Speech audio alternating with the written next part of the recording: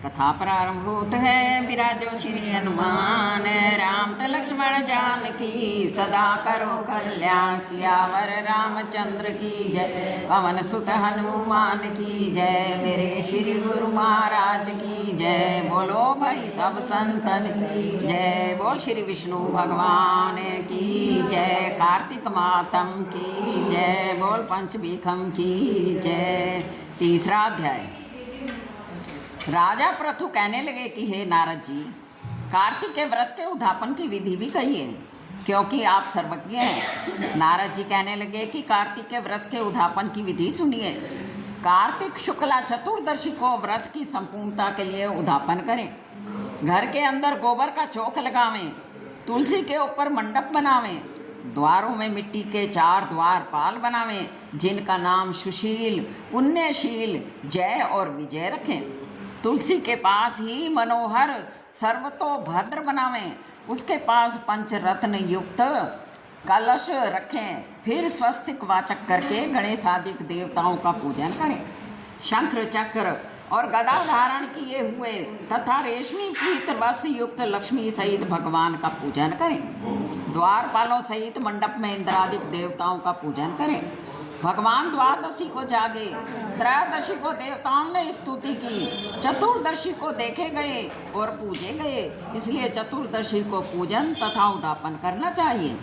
सोने की भगवान की मूर्ति बनाकर षोडशोपचार विधि से भगवान की पूजा करें। फिर सैया दान करें। सफ़ेद वस्त्र, तकिया, दुपट्टा, खड़ाऊँ, छत्र, दीप, शीशा, कंगी, अंजन, शलाका, कैंची, मोली, सिंदूर, कुमकुम, लौंग, इलायची, गोरोचन, कस्तूरी, बिंदी, सुगंधित पान बीड़ा, माला, मिष्ठान, अंगूठी, नथ, यदि और कोई प्रिय वस्तु हो तो वह भी, और सुंदर भोजन, ये सैया दान के अंग हैं। इन सब चीज़ों के सहित सैया का दान भगवान राधा दामोदर के नाम से करें, क्योंकि कार्तिक में भगवान का राधा दामोदर नाम होता है। स्त्री युक्त ब्राह्मण का वस्त्र आभूषण से पूजन करें। कच्छू की धोती और जूतों का जोड़ा ब्राह्मण को देवें। सोना, चांदी, तांबा या पीतल के यथाशक्ति पात्र देवें। फिर भीष्म पंचक व्रत की समाप्ति के निमित्त चांदी के दीपक में सोने की बत्ती बना करके दान करें। साथ ही ये प्रार्थना करें, जैसे भगवान लक्ष्मी नारायण की सैया सूनी नहीं रहती, वैसे ही मेरी सैया भी सूनी ना रहे। और फिर वह तिल व खीर से हवन करें।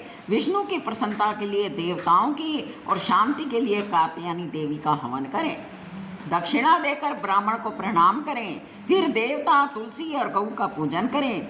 व्रत के उपदेश देने वाले गुरु की स्त्री सहित पूजा और स्तुति करें। इस व्रत के करने से मेरे 7 जन्मों के पाप नाश हो, संपत्ति स्थिर रहे, मनोरथ सफल हो, देह के अंत में विष्णु लोक की प्राप्ति हो। पूर्णमासी के दिन यथाशक्ति 1 या 30 ब्राह्मण को भोजन करावे।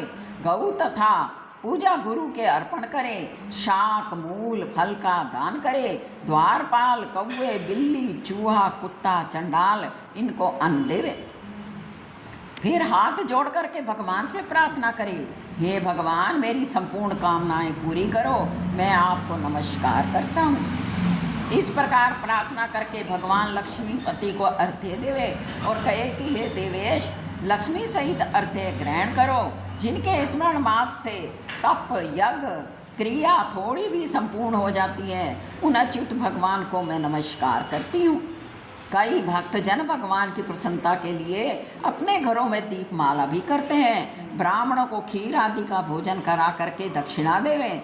फिर मित्रों तथा बांधवों युक्त आप भी भोजन करें। नारद जी कहते हैं कि जो कोई इस व्रत को, इसके उद्यापन को इस विधि से करता है, उसको विष्णु लोक की प्राप्ति होती है। बोल श्री विष्णु भगवान की जय। कथा समाप्त होत है। विदा हुए हनुमान राम ते लक्ष्मण जानकी, सदा करो कल्याण सियावर रामचंद्र की जय। पवन सुत हनुमान की जय, मेरे श्री गुरु महाराज की जय। बोलो भाई सब संतन की जय। राम।